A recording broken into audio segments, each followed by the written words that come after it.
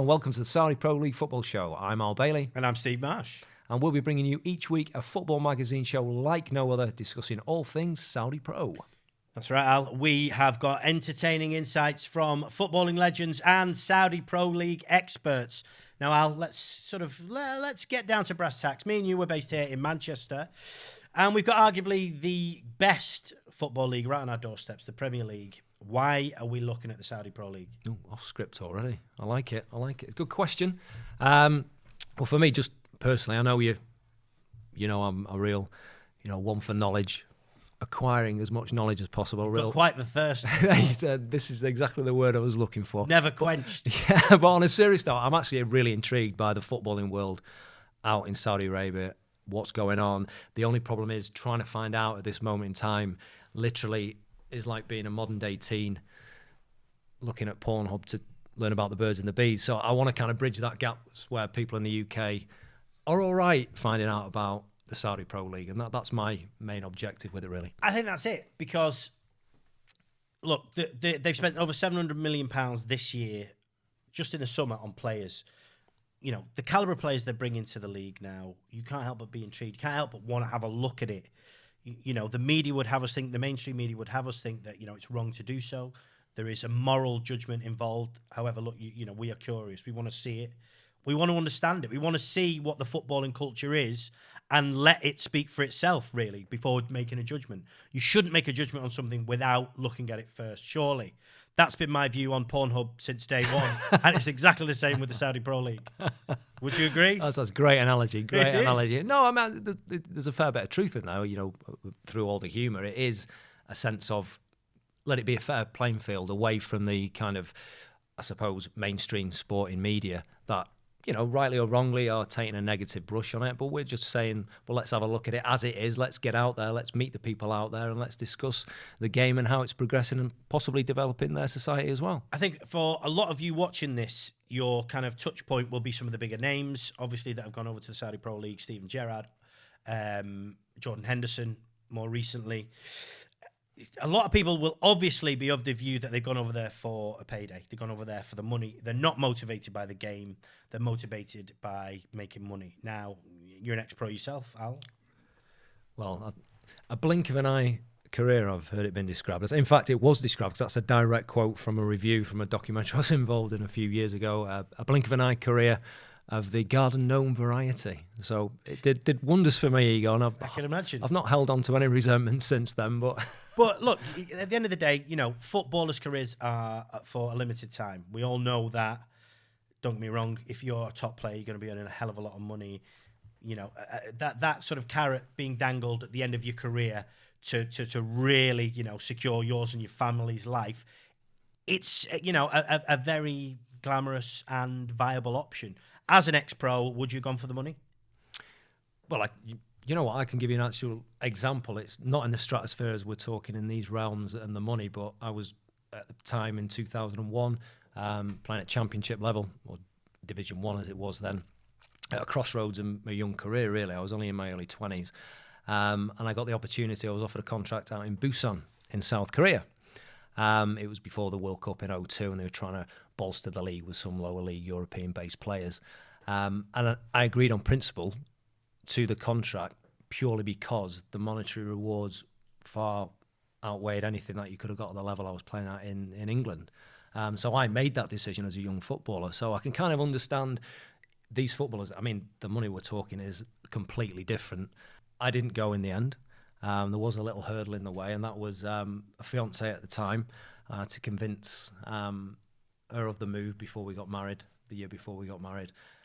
So I decided, instead of the right thing to do, possibly show her Busan, the beautiful scenery and where we'd be moving, I decided to take her into Manchester, into a back street Korean restaurant. And now we're not talking Korean food of today with the street food, lovely presented chicken and things like this. This was on the window of the restaurant with the photographs portraying lovely food of hooved soup and things like that. So it didn't end too well. And what are you thinking?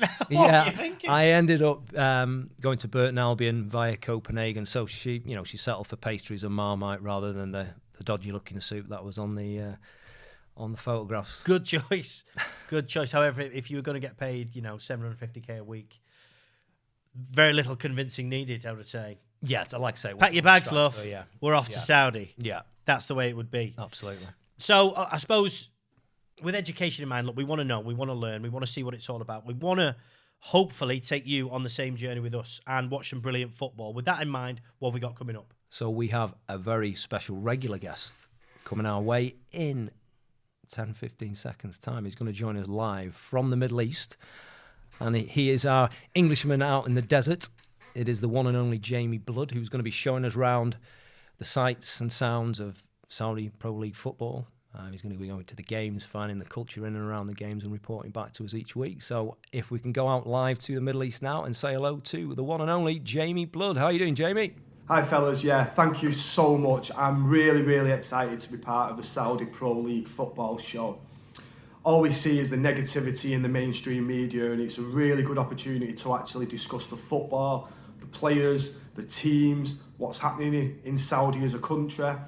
And it is just going to be the fastest growing football league. And what we're going to see over the next probably 5 to 10 years is what we've seen in England during the 90s. And I'm really, really excited to be part of this in providing what will be the footballing community up-to-date information and an insight into the league, and hopefully educate you boys and the people who are going to be watching and listening in. So, Jamie, you're actually based over the border, but you've been coming in and out of Saudi to watch games for a while now. I suppose what I want to know is what's a match day like? What's a match day watching, El Etifaki or whoever? Who did you watch last week? So, yeah, I live in Doha, which is basically 1.5 hours from Saudi Arabia. In my Jag, I do it in about an hour. But yeah, I'm in and out of Saudi very, very regular. Very similar to the players that have just joined the Saudi League and their families. I choose to live in a neighbouring country where I have business, but my business is now expanding into Saudi Arabia. So it gets me in and out of the country on a very regular basis. And when it does, I often go and make sure I go and watch one of the big teams playing. I try and get to as many Al Hilal games as possible. The last one being against Al Riyadh, and it was a 6-1 absolute demolition of Al Riyadh, and it was a really, really good game, and the ground and the fans are absolutely fantastic there. I can't wait for you to taste it and get involved. But yeah, I'm in and out of the country on a regular basis, but I do choose to have my wife and I, just because of the expat community that we have in Doha. I will always have this as a base. So in and out all the time. Always trying to watch Al Hilal, and I'm really looking forward to getting you boys out here and coming viewing one of the games with us. So I'm kind of imagining, you go to Manchester, you go to Newcastle, you go to Liverpool, you go around on a Saturday afternoon, you're going to see a load of people wearing the team shirts, and that is like local pride. People are very proud of their team, where they're from. Are we going to see, or do you already see, if you walk around Jeddah, somebody wearing an El Nasser shirt? Is that level of local pride there? Are people saying, look, I'm a big fan? What you do see is a lot of scarves, you see a lot of clackers, you see a lot of flares. A lot of the fans have flares, especially in little areas of the ground, which is like similar to the Stretford end, if you like, in Manchester United. You do have those, I wouldn't say ultras because they're not out to have a fight, but in terms of European football, what you see in the German league, for example, that is kind of what you can expect from the stadiums. One of the most bizarre things, well, maybe not bizarre, but one of the things that stands out is a lot of the major teams in the big cities, they actually share stadiums. So even when you're playing a home game, an away game, it can feel like a home game. So it's really, really special when it's like that. And it's just something a little bit different. And it's something that obviously over the period that we're doing the show, we'll be able to bring you more insight. So I suppose there's kind of no young scallies knocking about asking to kind of mind your car, camel, dune buggy or Lamborghini, whatever it might be. The only people who are asking to look after the cars and the camels are the people at the 5-star hotels. You don't get any scallies round here whatsoever trying to pinch your car, and I often don't lock my vehicle. I do more in Saudi than I do in Qatar because it's a little less safe. However, it's much safer than it is back home. So yeah, you see the camels parked up on the corner of the streets. So talking to fans and fan culture, Jamie, which team you having this year then? So to select my team, I went down the route of, as a United fan, who has a similar history and who can I put on par with Manchester United and the reasons that I followed Manchester United. So one of the reasons was obviously my family. I can't do that because my dad doesn't support anybody in Saudi. So I went down the route of what's the history like, what's their philosophy in terms of the way they play football, how they want to bring young players in. For me, there was only one club and it was Al Hilal. And then once I went into it a little bit more recently, obviously their neighbours are Al Nassr, and we know Al Nassr because of Ronaldo. That's what they're well known for at the moment. But Al Nassr have always been the second largest club in Riyadh.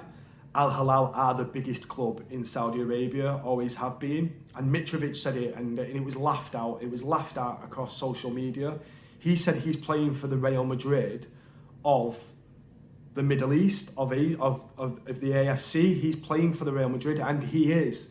It might not be the Galacticos that we know and we think of, but in this part of the world, Al Hilal are that club. Al Hilal, that seems a very Man United kind of Blades. thing to go down. So we'll accept that put for money now. on it, to be fair. Now. Have you picked a team yet? Well, this is what we said. You told me to pick one, Al.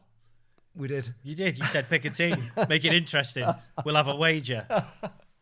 Now, I'm an Everton fan, currently languishing at the bottom half of the English Premiership. Look, I'm used to that style of, fanning. I'm used to being a fan of a team, low end of the league. So I had a butchers around, had a look around. Who did I find? Damac FC. Damac FC. Who are Damac FC? They don't sound like a particularly good team. No, that is an interesting choice, and I need to know the how and why for that decision making. Look, I've got to be honest, the main reason, Damac, they're obviously low end of the league, so there's going to be a lot of opportunity for them to go one, maybe two behind.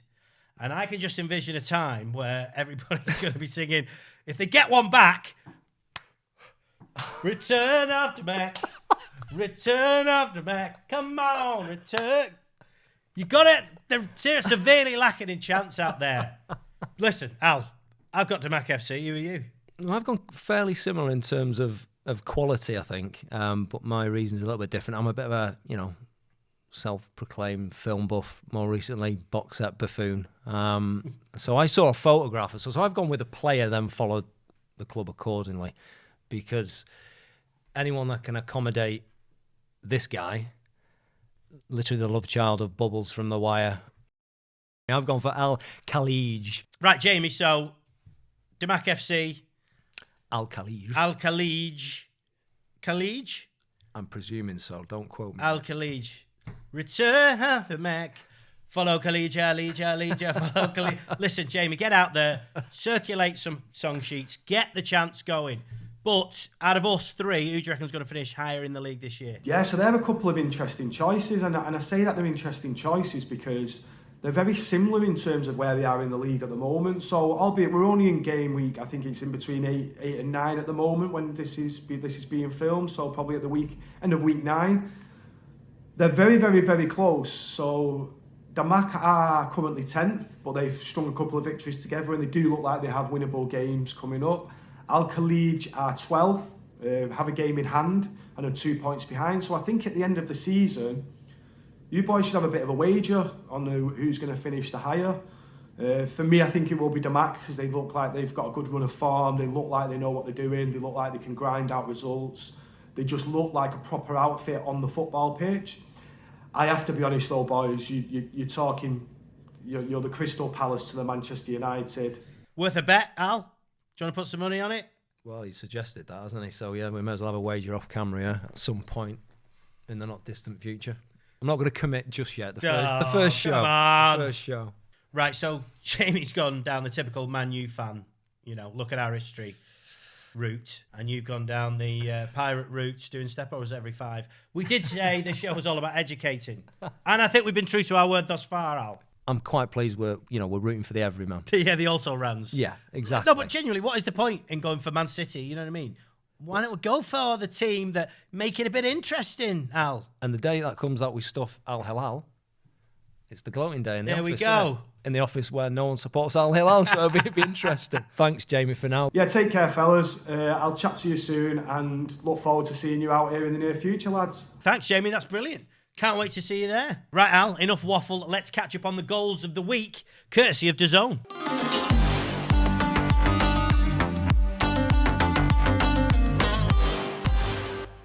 Right, so as we said earlier, this is going to be a very packed show today. We've got Ben Jacobs coming up shortly. Now, Al, you booked all the guests. I don't know who half these fellas are. Who's Ben Jacobs? Ben Jacobs is an esteemed Saudi Pro League football expert. He's the TalkSport correspondent, also works for CBS on the Champions League. So he's a real kind of brain, so to speak, and he's going to be presenting what can only be described as the encyclopedia of Saudi football. So I hope you're ready. Do you like his encyclopedia? Murder for an encyclopedia. Yeah. Ben, is he here? He's great. here? There he is. How are you doing, Ben? All right, Ben. Nice to meet you. Al, Steve, it's great to be here. I'm really looking forward to the first show. And as you can see, I've come dressed for the occasion. I'm wearing my Al Hilal Neymar shirt, which I got during his official unveiling a few months ago. So I'm looking forward to talking all things Saudi with you. Al Hilal again. All of them. What's glory hunters, the lot of you? Let's have a bit of diversity. I'm starting to dislike this team already. Yeah, I totally agree. So, Ben, that aside, and being a glory hunter, we all know here, certainly I do, your unbelievable knowledge about the game out in Saudi. Just let our viewers and listeners know how you've garnered that kind of knowledge and expertise on the football in that part of the world. Well, I lived out in the Middle East for the best part of 10 years. I was in the UAE and Qatar, but going over regularly to Saudi Arabia for a number of events, not just in football, but also golf and even beach soccer at a relatively new development called Neom, which is also very exciting. And I suppose I just sort of fell in love with Saudi football and the culture. It's a very spiritual experience watching a game of football in Saudi Arabia. And I know everyone says football's a religion, but it's different in every country. And I've always enjoyed traveling to different countries, and Saudi Arabia is one of them. So I watched a number of games. I flew over and covered the league because it's one of the biggest leagues in the Middle East and North Africa. And as a consequence, I started to understand the players and also the different rivalries, and in particular, what's trying to be built right now are those rivalries in Jeddah and Riyadh amongst the PIF-owned clubs, and we can kind of come into that structure a little bit later. Okay, well, so 1976, what's the difference between the league in 1976 and now? The league, since it started 47 years ago, has become more and more professional, and I think in addition to that and improvements in the infrastructure, formats have changed as well. So it was a round robin to begin with, and then they took the decision to merge effectively the traditional league with something known as the King's Cup, and teams would enter into a sort of final four. It was called the Golden Box, and then they would play off for the championship. And now we're back to a more traditional league. But what we've seen over the course of the last few months is further professionalization. And if Saudi Arabia, for example, get the World Cup in 2034, the league will play a big part. And between now and 2034, you're going to see new stadiums built and developed. And there might be a catch-up process in terms of the ambition and signings on the football side versus the infrastructure. And when you move so quickly, signing big names and generating huge exposure, and hopefully this podcast is going to be a part of that, you obviously can't move as fast with the infrastructure side simply because you can't build a stadium overnight. You can't create a grassroots system overnight. You can't grow the women's game overnight. So there's some goals that are going to be slower and some that move faster. But in the 47 years of the league, a few things have remained consistent.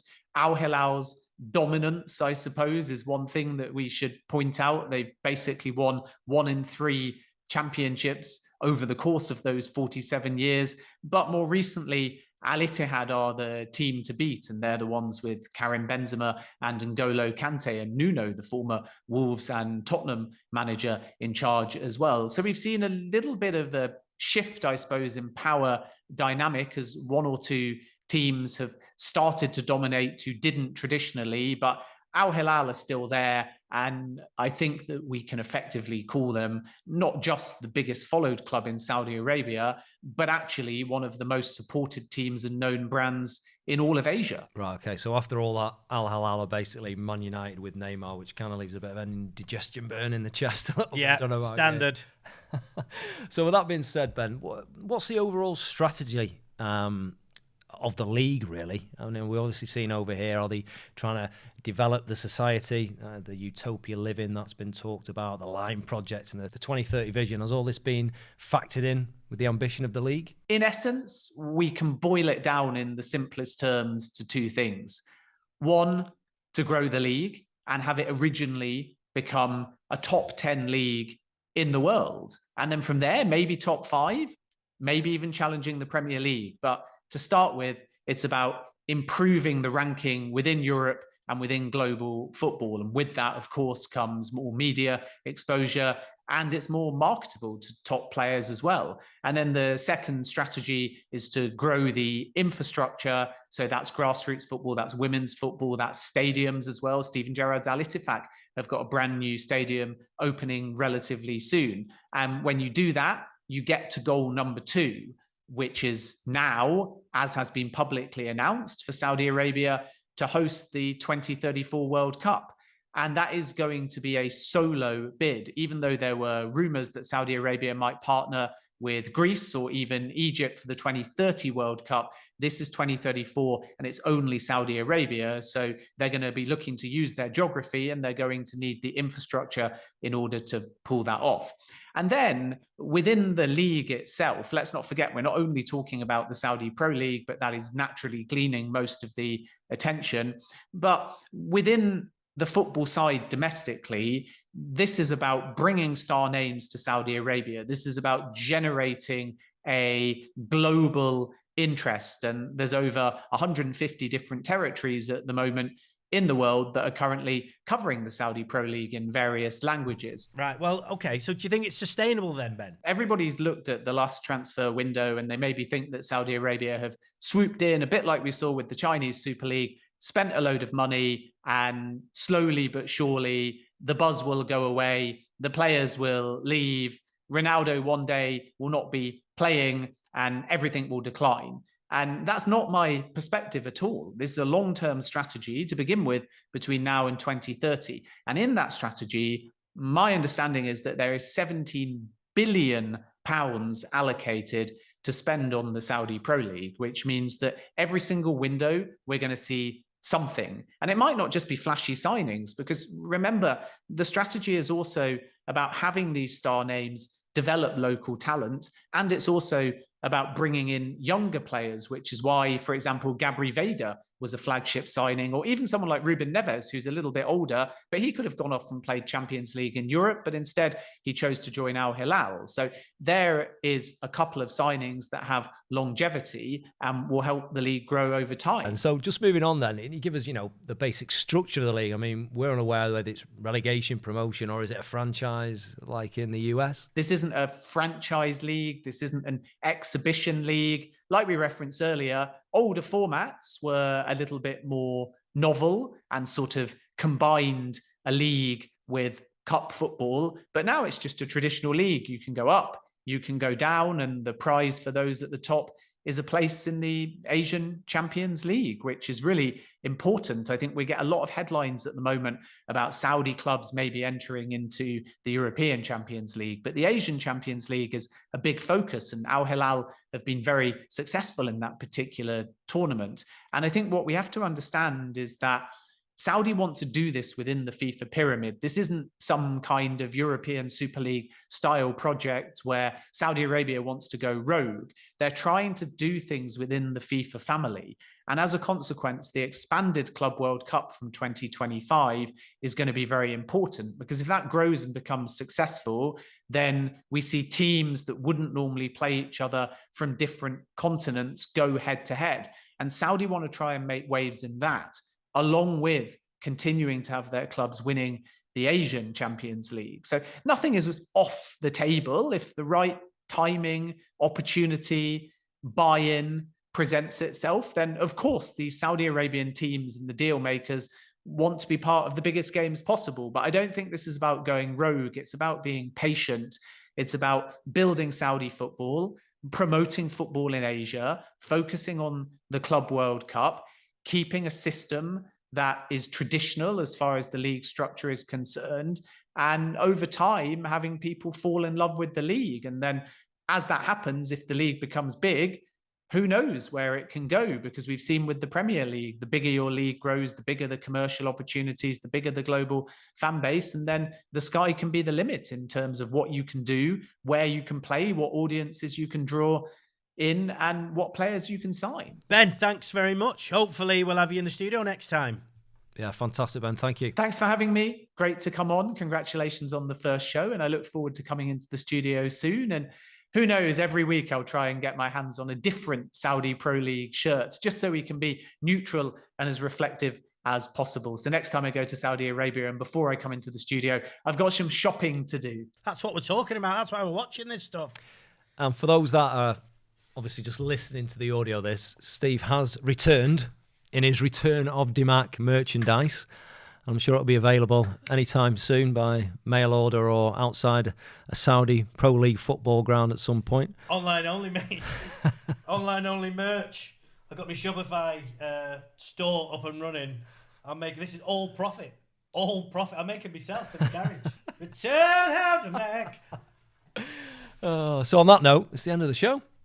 What a show, Al. We've done it. We've learnt a lot. We have. No, in fairness. We said it was about education, and we've all learnt a lot. So I'm going to head off now, get me carack on the boil, because I am parched. Sounds good. I might join you for that. You can help yourself, mate. Get stuck in. But before we go, let's talk about next week's episode.